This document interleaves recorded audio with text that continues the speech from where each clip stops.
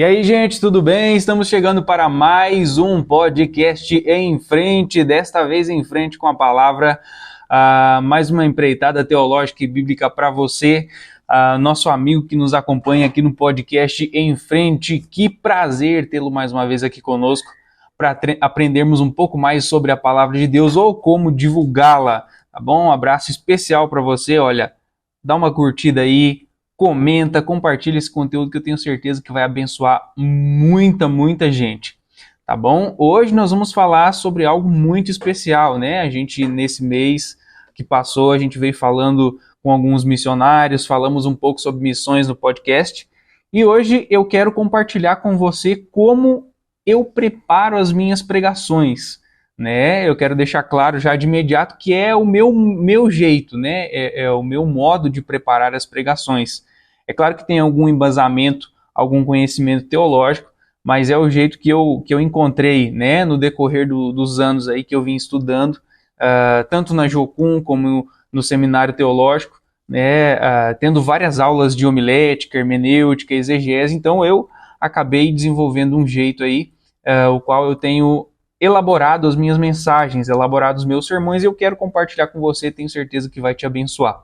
Olha, já de imediato eu quero falar do nosso amigo Adriano, né? O nosso amigo Adriano da Autoescola. Você está querendo tirar a carteira de motorista? Temos uma ótima opção para te apresentar, o nosso amigo Adriano da Autoescola do Adriano, ali no Dom Bosco, aqui em Betim, ok? Se você quer realizar esse sonho, chega lá, que tem tecnologia, tem conhecimento, tem paciência, né?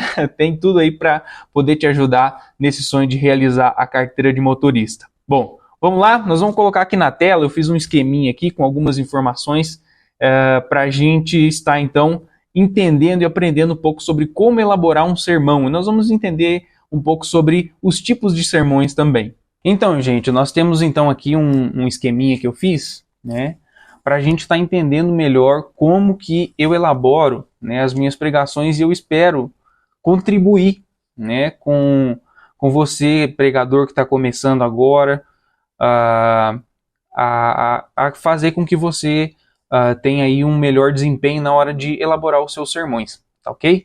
Então, eu divido o meu sermão em introdução, proposição, interrogação, desenvolvimento e conclusão, tá ok? Você vai ver que nós vamos abordar aí esses tópicos durante a pregação, tá? Normalmente, antes da introdução, eu coloco um título, tá? E especifico qual que é o texto que eu vou ler, né? Qual que é o texto que eu vou iniciar a leitura naquele sermão que eu estarei pregando, ok? Bom, vamos então começar, né, pela introdução. Algo importante, o título costuma ser a última coisa que eu coloco, tá? O título costuma ser a última coisa que eu coloco baseado no sermão que eu elaborei, tá? Então vamos lá, a minha introdução é aonde eu procuro prender a atenção do ouvinte, tá? Aonde que eu procuro convencer o ouvinte. Você deve estar se perguntando, mas convencer o ouvinte? Como assim? Você está querendo convencer, você não está vendendo um produto. Mas sim, uma das palavras, né, que é utilizado para pregar, eu quero que você abra comigo lá em Atos, capítulo 18, versículo 4, lá vai dizer assim, ó, é Paulo, tá? Paulo pregando em Corinto. E lá em Atos, capítulo 18, versículo 4, vai dizer que Paulo, né, ele discutia todos os sábados na sinagoga e persuadia a judeus e gregos. Então, uma das palavras que é utilizada para pregar, para anunciar, para ensinar o evangelho é persuadir, é convencer, tá ok? Então, sim, na nossa mensagem nós devemos persuadir, nós devemos convencer, nós devemos ensinar e fazer o ouvinte entender aquilo que nós estamos querendo passar, tá? Então, a introdução é onde eu procuro informar objetivamente, tá? Então, informações objetivas, informações oportunas que tenham coerência com o texto em questão. Então, por exemplo, você vai usar aí um contexto histórico, né? você vai usar analogias, você vai usar ilustrações. Essas ilustrações elas têm que ter a ver com o texto em questão. Elas têm que ter coerência com aquele texto que você está pregando, né? Então, por exemplo, você não vai falar sobre o amor de Deus e fazer uma ilustração, sobre a lei, né? Não, você tem que ter coerência com aquilo que você está pregando. Afinal, como eu falei, o objetivo da introdução é logo de cara prender a atenção do ouvinte, fazer com que o ouvinte se esqueça de tudo e preste atenção naquilo que você está falando. Tá? Então, sim, eu costumo usar muito contexto histórico. Na introdução eu gosto de contextualizar aquilo que eu vou pregar, ainda que no desenvolvimento a gente faça isso. Mas na introdução você pode colocar algumas informações que sejam chamativas, né, algumas informações que sejam importantes, muito relevantes, você pode colocar na introdução para estar criando aquele ambiente para a sua mensagem. Tá? Então essa é a nossa introdução, ok? Desde já, coloca aí nos comentários, né? Se você tem costume de fazer diferente, se você quer contribuir também para que aqueles que estão começando aí nessa jornada de pregação possam ser edificados também. Coloca aí nos comentários, tá ok? Bom, o segundo passo que eu elaboro é uma proposição. O que é uma proposição? Uma proposição é uma proposta, né? Qual é a sua proposta? Aonde você quer chegar com essa mensagem, né? Tem que ser algo objetivo, algo rápido, não pode tomar muito tempo, mas é importante. Porque lembra, tem que ficar muito gravado na cabeça, né, do ouvinte qual que é o tema, qual que é a ideia da sua mensagem, né?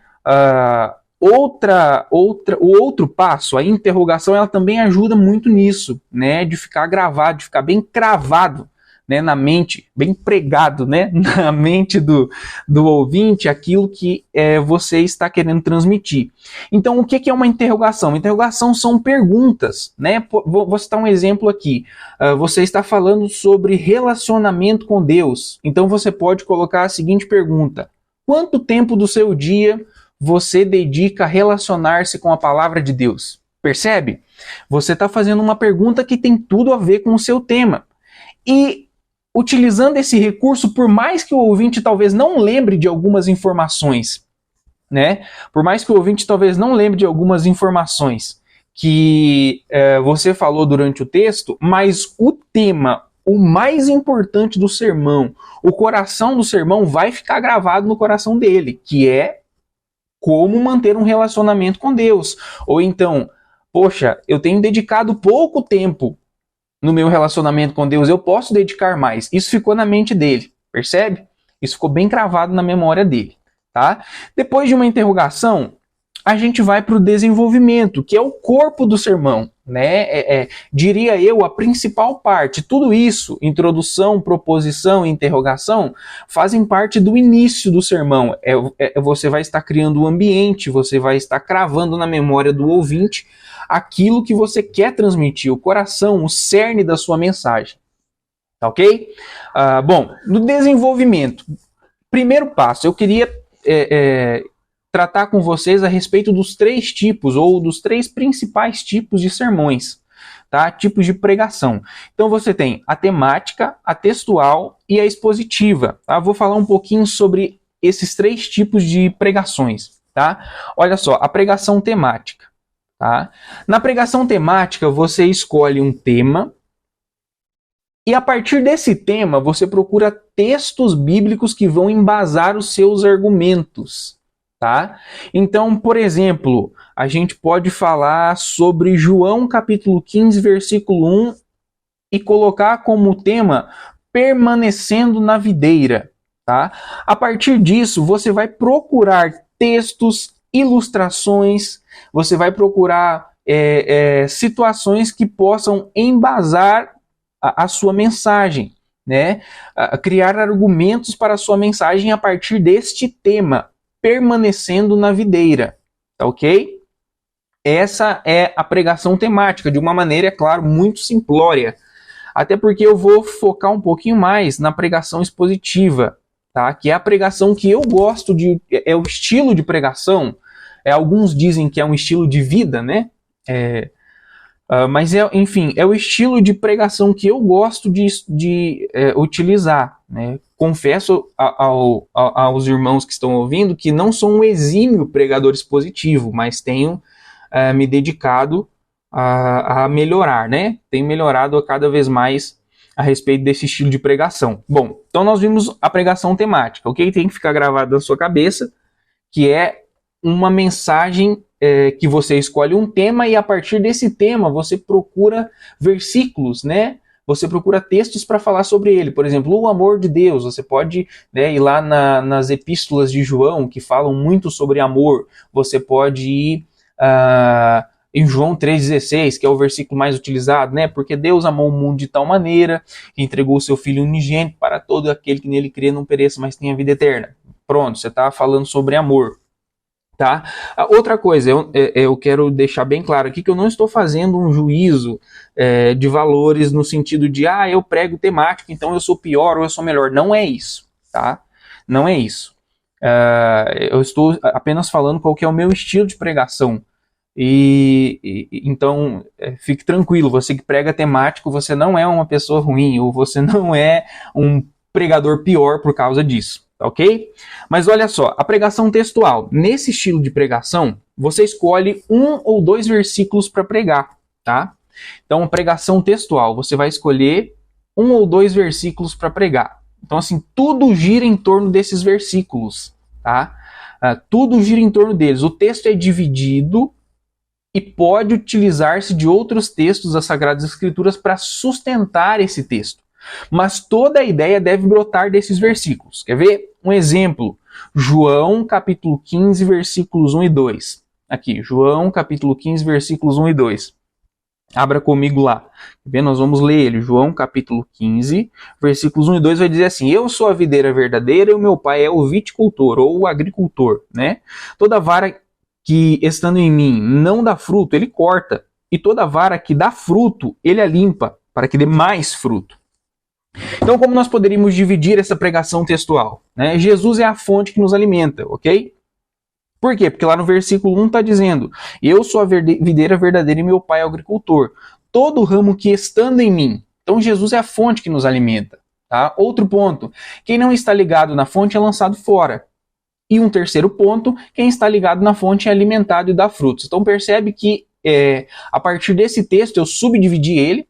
E então a gente vai procurar em outros textos argumentos para falar sobre essa divisão do versículo. Então, vamos lá. Na pregação temática, nós pegamos um versículo. Aqui na pregação textual, nós pegamos 2 versículos. E tudo gira em torno do tema ou desse texto. Ok? Então, basicamente, né, de uma maneira, como eu falei, um tanto superficial, a pregação temática e textual funcionam dessa maneira. A pregação expositiva, tá? Vamos lá para a pregação expositiva então, que como eu falei aos irmãos, é o estilo de pregação que me agrada, é o estilo de pregação que eu costumo usar, tá? Então olha só, nas palavras do reverendo Hernandes Dias Lopes, que é um dos homens de Deus que é um dos mais excelentes nesse ofício, né, de expor a palavra de Deus. Ele diz que a pregação expositiva é expor, explicar e aplicar a palavra de Deus. Então, olha só. A pregação expositiva, nas palavras de reverendo Hernandes Dias Lopes, é expor, explicar e aplicar a palavra de Deus. Tá? Não se preocupe, depois a gente vai dispor esse esqueminha para você. Tá? Então, vamos lá. Normalmente, esse tipo de pregação, ela baseia-se em uma perícope. O que é uma perícope? É aquele título, sabe aqueles títulos que aparecem na sua Bíblia? É uma perícope completa, tá? Você não vai analisar apenas 1 ou 2 versículos, mas você vai analisar um contexto todo, tá? Diferenças básicas. A pregação expositiva, em detrimento das outras, ela está menos propensa ou não está propensa a ser contaminada com as nossas opiniões. Afinal, nós estamos pregando a palavra de Deus e não a nossa palavra, tá? Então, é a principal diferença, ao meu ver, tá? Talvez você tenha aí alguma coisa a acrescentar, pode ficar à vontade, tá? Então, nesse tipo de pregação, você vai expor o texto bíblico, você não vai expor a sua opinião, tá? E esse é talvez o grande problema em utilizarmos o tipo de pregação textual e temático. Expor a nossa opinião, a gente incorre nesse sério risco, né, de expor a nossa opinião em relação ao texto bíblico. E a nossa opinião, às vezes, ela é falha, ou muitas vezes ela é falha, né? Então, assim, eu prefiro o estilo positivo. Expor o texto na essência é revelar a palavra de Deus na sua originalidade ao mundo, tá? Então, expor o texto bíblico na sua essência é revelar a palavra de Deus ao mundo. Então, vamos lá. O que envolve pregar expositivamente? E aqui nós vamos entrar, de fato, no desenvolvimento, tá? Como eu prego expositivamente, ou faço o meu melhor para pregar de maneira expositiva, eu costumo pegar uma perícope, né? Costumo pegar um texto completo e expô-lo versículo por versículo do começo ao fim, tá? Então, o que envolve pregar expositivamente? Envolve conhecer o texto profundamente, tá? Então, conhecer o texto profundamente, você precisa se dedicar. Você não consegue montar uma pregação expositiva em 1 ou 2 horas. Você precisa utilizar termos originais para entender a essência, né? Quer ver? Você vai entender agora o que eu estou falando quando que os termos originais eles fazem toda a diferença. João 15:2. Se você olhar lá em João 15:2, vai estar escrito assim: toda vara que não dá fruto, ele a corta. Olha só qual é o significado dessa palavrinha corta, que no original grego, né, o Novo Testamento ele é em grego. Então, no original grego, essa palavrinha corta é airó, tá? E o significado dessa palavra é levantar, elevar, erguer, levantar do chão, pegar. Pegar o quê? Pegar pedras, erguer, elevar, levantar, içar um peixe, tomar sobre si o que foi levantado, levar. Olha só como é vasta, como é vasto o significado dessa palavra. Quando Jesus ele multiplica os pães e os peixes e ele fala para os discípulos ajuntarem ou para os discípulos pegarem o que sobrou, a palavrinha ali para ajuntar, para recolher é airó, né? Quando Simão ele carrega a cruz de Cristo, né? Quando ele levanta a cruz sobre os ombros, o termo ali é airó. Agora, esse mesmo termo é utilizado aqui. Toda vara que estando em mim, que não dá fruto, ele corta. Essa palavrinha corta é airó.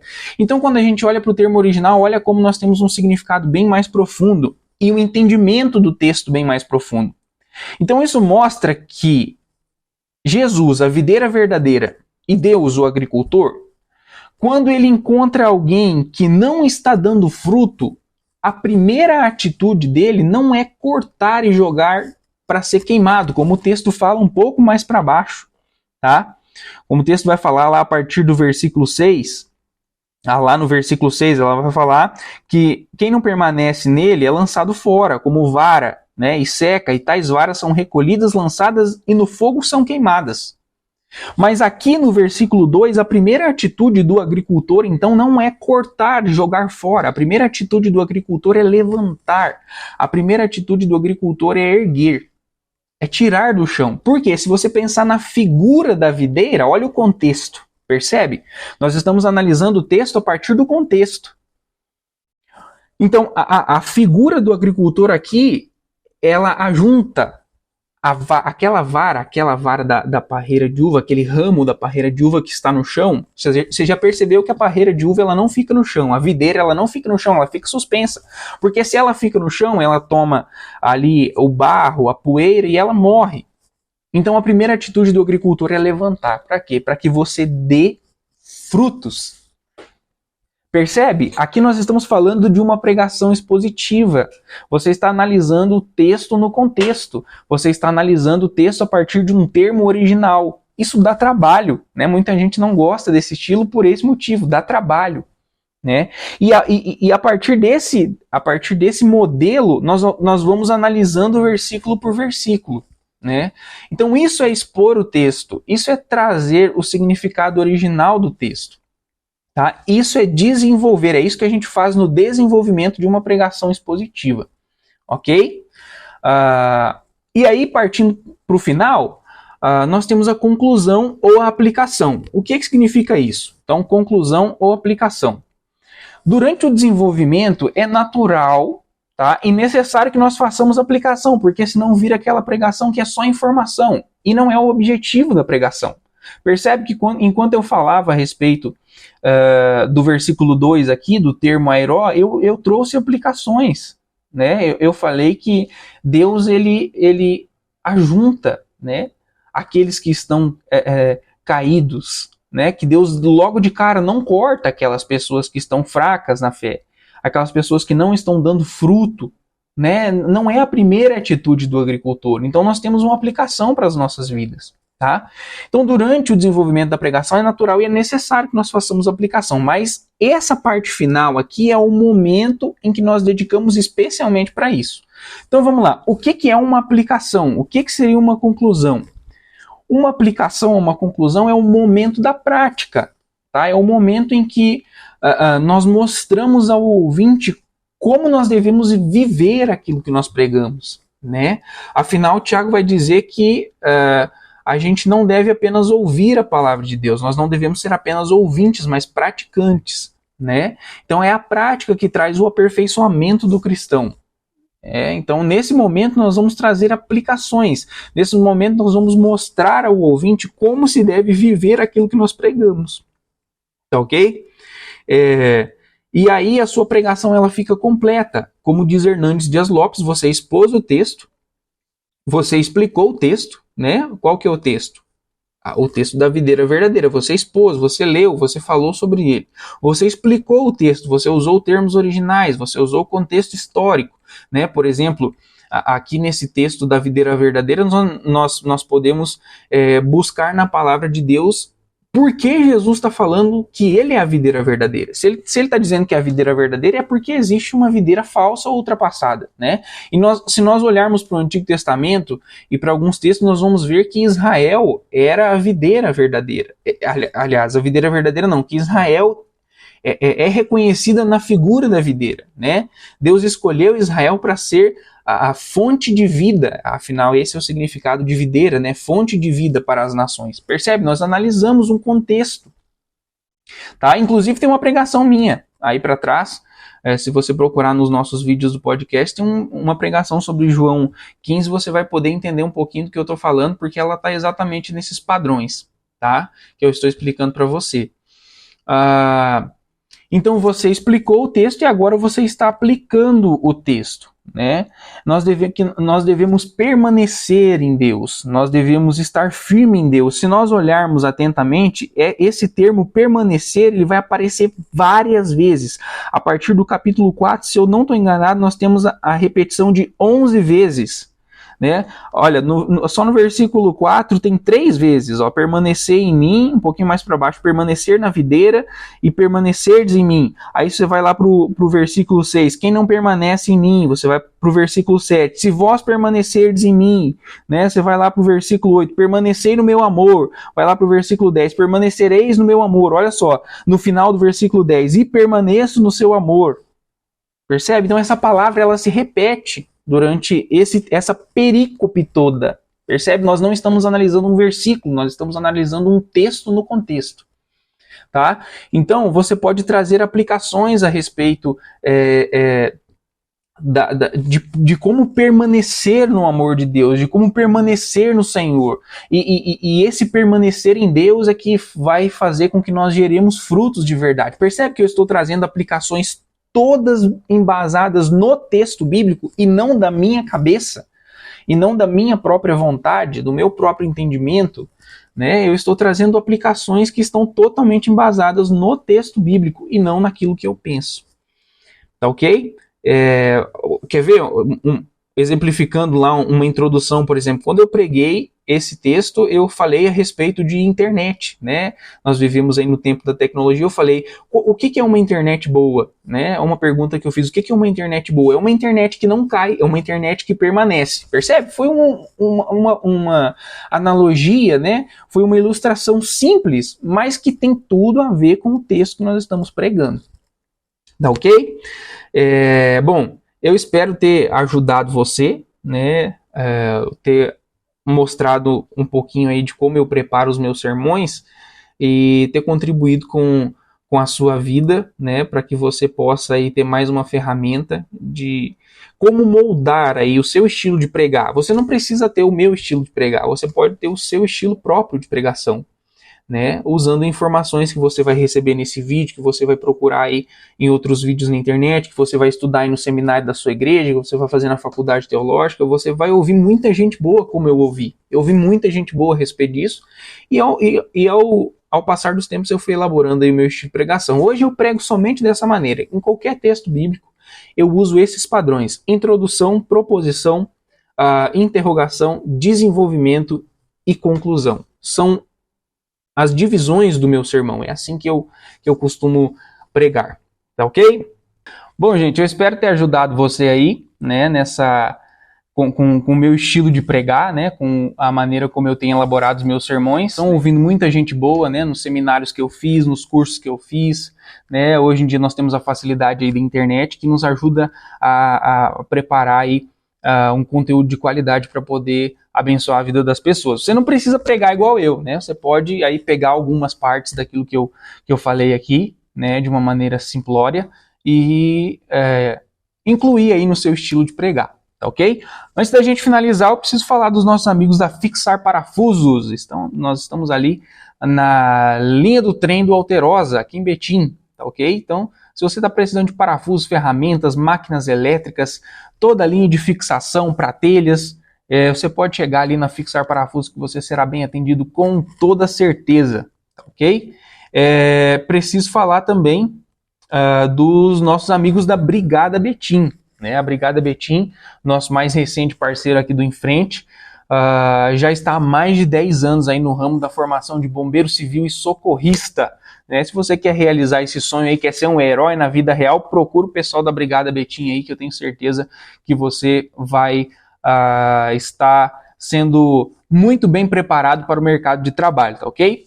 As informações estão passando aí no QR Code na tela, você pode pegar e entrar em contato com os consultores aí do pessoal da Brigada Betim, com o pessoal da Fixar Parafuso, também com o nosso amigo Adriano, tá ok? Bom, o que nós tínhamos preparado para hoje era isso. Que Deus abençoe a sua vida. Não se esquece, curte aí, compartilha, comenta.